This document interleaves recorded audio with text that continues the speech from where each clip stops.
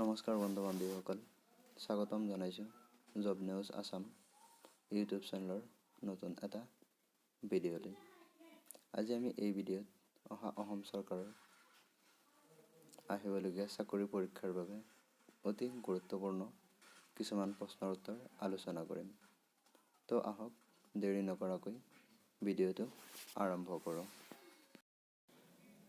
প্ৰথম প্ৰশ্ন, শ্ৰীমন্ত শংকৰদেৱে দ্বিতীয়বাৰৰ বাবে কেতিয়া তীৰ্থযাত্ৰালৈ গৈছিল? উত্তৰ 1550 চনত। 1550 চনত দ্বিতীয়বাৰৰ বাবে শ্ৰীমন্ত শংকৰদেৱে তীৰ্থযাত্ৰালৈ গৈছিল।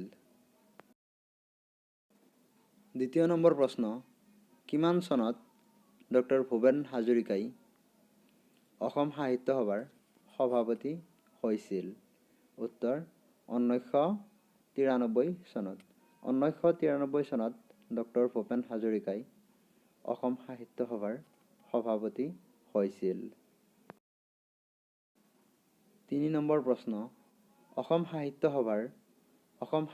সভা পত্ৰিকা পোনপ্ৰথমে কিমান চনত প্ৰকাশ পাইছিল? উত্তৰ 1927 চনত।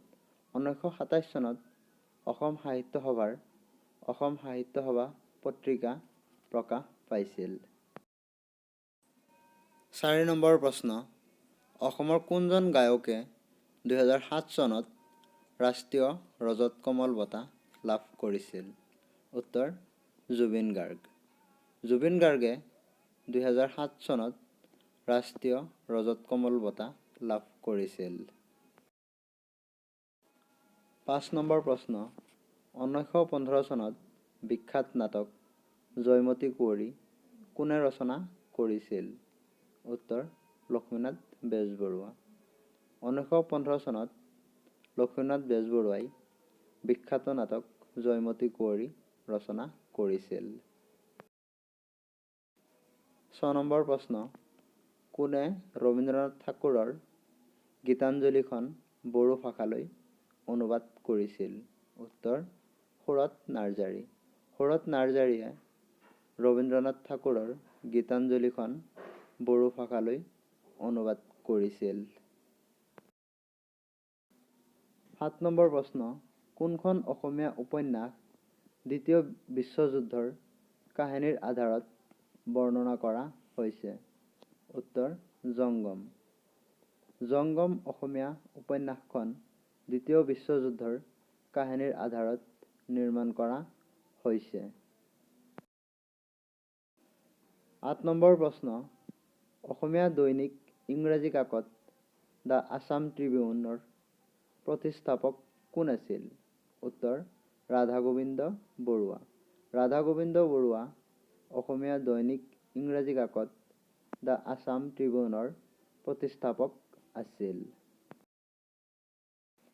9 নম্বৰ প্ৰশ্ন, কোনখন উপন্যাসৰ বাবে মামণি ৰয়ছম গোস্বামীয়ে সাহিত্য অকাডেমি বঁটা লাভ কৰিছিল? উত্তৰ মামৰে ধৰা তৰোৱাল। মামৰে ধৰা তৰোৱাল উপন্যাসৰ বাবে মামণি ৰয়ছম গোস্বামীয়ে সাহিত্য অকাডেমি বঁটা লাভ কৰিছিল। 10 নম্বৰ প্ৰশ্ন, হীৰেন ভট্টাচাৰ্যই কেতিয়া ভাৰতীয় ভাষা পৰিষদৰ বঁটা লাভ কৰিছিল? উত্তৰ 1993 চনত। 1993 চনত হীৰেন ভট্টাচাৰ্যই ভাৰতীয় ভাষা পৰিষদৰ বঁটা লাভ কৰিছিল। 11 নম্বৰ প্ৰশ্ন, কেতিয়া অসমৰ গোৱালপাৰা জিলাত সৈনিক বিদ্যালয় প্ৰতিষ্ঠা হৈছিল? উত্তৰ 1968 চনত।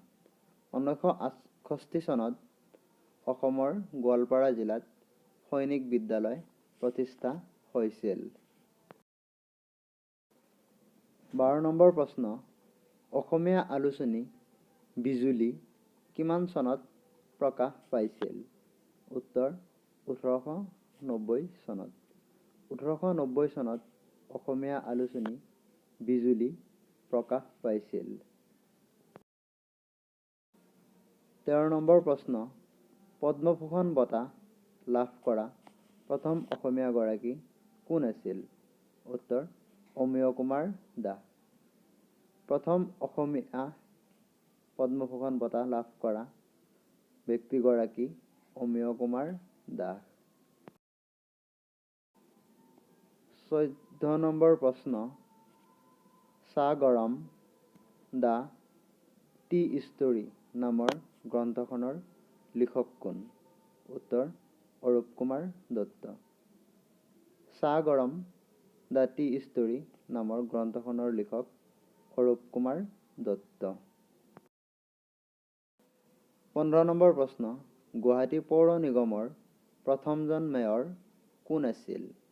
উত্তৰ ৰাধা গোবিন্দ বৰুৱা। গুৱাহাটী পৌৰ নিগমৰ প্ৰথমজন মেয়ৰ আছিল ৰাধা গোবিন্দ বৰুৱা। এইকেইটা আছিল আজিৰ প্ৰশ্ন। যদি ভিডিঅ'টো ভাল লাগিছে ভিডিঅ'টোত এটা লাইক কৰিব আৰু এনেকুৱা ধৰণৰ নতুন নতুন ভিডিঅ' পাবলৈ চেনেলটো ছাবস্ক্ৰাইব কৰিব। আৰু যদি কিবা ভুল হৈছে এই ভিডিঅ'ত কমেণ্ট কৰি শুধৰাই দিব। ভিডিঅ'টো শেষলৈ চোৱাৰ বাবে ধন্যবাদ।